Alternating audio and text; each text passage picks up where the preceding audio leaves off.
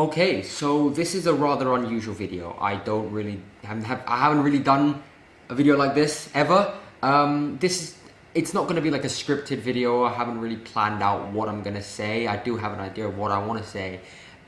It's just kind of like, I'm just going to speak my mind really, because this is a subject that I've wanted to talk about for a while. It's a subject that is very near and dear to my heart, obviously, and it's a subject that, as you can see, I'm very qualified to talk about. So basically the film Crazy Rich Asians has come out, and a lot of people have been talking about it, and it's been it's a big topic of conversation, basically, that it in many ways is, a lot of people have been comparing it to Black Panther or Get Out, in that it has sort of revolutionized the Asian community in Hollywood, and has given way to more Asian representation in the same way that Black Panther and Get Out, the same thing that they have done for the black community. This is a film that will pave way for more Asian-led films to come, and that the fact that this film has been compared by many people to Black Panther or Get Out has kind of pissed me off, because I haven't seen Crazy Rich Asians, by the way. I want to make that as clear as day, because it hasn't come out yet in Thailand, which is where I am right now, and I'm not terribly interested in seeing it, because I'm not the biggest fan of John M. Chu. I think he is a relatively half-competent filmmaker, and he's been given a lot of chances to prove himself with films like G.I. Joe, Retaliation, and Now You See Me Too, and stuff like that. Not the biggest fan of this guy, and so I doubt that no matter how many Asians he throws into this film, he's going to be able to make it outstanding or amazing, in the same way that Ryan Coogler did, or Jordan Peele. And the thing that has really pissed me off, and the thing that has made me really want to make this video, is a lot of people have really been bigging up this film and saying that it's this obviously amazing revolutionary film, even though it's not that good. And the reason that they're saying it's so big and it's such a big deal and it's so important is because it has a bunch of Asians in it. And that has kind of upset me, because it kind of defeats the purpose of diversity in Hollywood and promoting people from different places. And I'm going to get into that in just a bit, but I kind of want to talk about how this has really pissed me off, because there is no way in hell that Crazy Rich Asians is going to be as good as Get Out or Black Panther. I haven't seen it, but from what I've heard, you can't compare these two things, even though a lot of people have been saying, oh yeah, it's on the same level because it promotes a diverse culture. I like Black Panther because it is a good film, because it is well written, well directed, well acted. And, of course it's a really, really powerful representation of African culture. That's one thing as well. But I don't like it because it has black people. I like it because it's a good film. Same with Get Out. And I think that when it comes to Crazy Rich Asians, what kind of annoys me a little bit is that it probably isn't that good a film. A lot of the reviewers that I always watch on YouTube and I trust have said that, okay, this is an important film for Asians, but it's not that good, There's not anything mind-blowing about it. It's just another rom-com. And that kind of annoys me, because people are saying that a film is important or a film is good because of the color of the skin of the people who are in it. And this next point is something that I've always wanted to talk about, and something that is really, I've always wanted to address, and that is, regardless of your skin color or, where you're from, what gender you are, what sexual preference you are, the best performance, the best directed film should always be the one that always wins. People always give Hollywood a lot of shit because Scarlett Johansson played an Asian person, or Tilda Swinton played an Asian person, or Emma Stone played an Asian person. And I think that a lot of Asians will agree with me in that most of us don't actually care. Like, as long as the performance is good, that's what should be judged, Like, Timothée Chalamet is not gay, but they cast him in a gay role because he gave a better performances than a lot of the gay people I'm sure they auditioned. And, I'm sure many of you have seen that video, very famous video on YouTube, of the Japanese guy interviewing a lot of Japanese people on the street, like, what do you think of Scarlett Johansson playing an Asian character? A lot of them don't care. They're all like, I think she's a great actress. If she gives a good performance, then that's all that's required, really.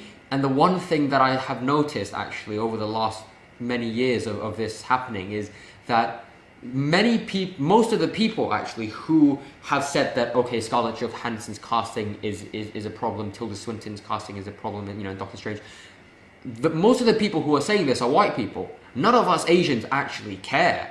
We just want to see a good film, good performance. And I guess what I'm trying to say here is if, like, I don't know, Denis Villeneuve or Christopher Nolan directed a film which starred Ryan Gosling and it was really, really, really, really, really good, and then it came out at the same time as Crazy Rich Asians, most people would probably be talking about Crazy Rich Asians, which is a far inferior film, but it has a bunch of Asian people, and that's something that's new in Hollywood apparently.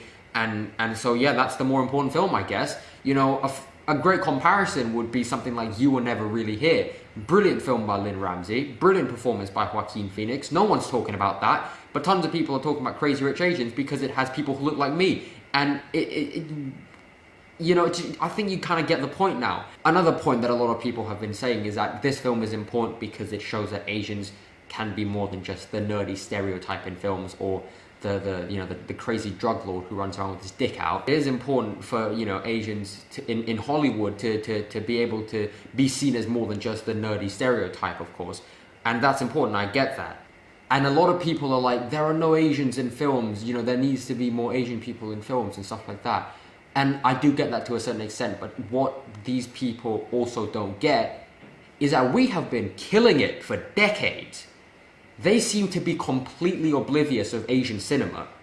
There is a whole set of awesome masterpieces just sitting there untapped that most people haven't seen because they haven't been bothered to look. And Asian cinema has been so important and so influential to Hollywood, and no one seems to be talking about this. People are always like, oh yeah, Scarlett Johansson playing an Asian, what a crime. All the Asian actors are not in Hollywood films because they're busy making masterpieces over here in good old Asia. And that's what pisses me off, is that people are always making such a big deal of the lack of diversity in Hollywood, but that's because Asians have been making great films over here. And all the people in Hollywood who are complaining seem to just be completely ignoring this fact that there are great films over here that should be watched, that should be recognized and appreciated. And this is the meat of the video. I want to talk about this bit. This is important to me. Asian cinema has been super influential to Hollywood. I mean, I'm going to cover a lot of countries, but let's start with Japan, because Japanese cinema has been super influential to Hollywood forever. You know, the work of Akira Kurosawa, of course, is a big influence to George Lucas when he made Star Wars. Anime, right? Japanese cartoon anime has been influential to so many filmmakers in Hollywood. Darren Aronofsky has said that he loves anime and that he has been very influenced and inspired by this. And Requiem for a Dream, many shots in that film are recreations of shots from Japanese anime.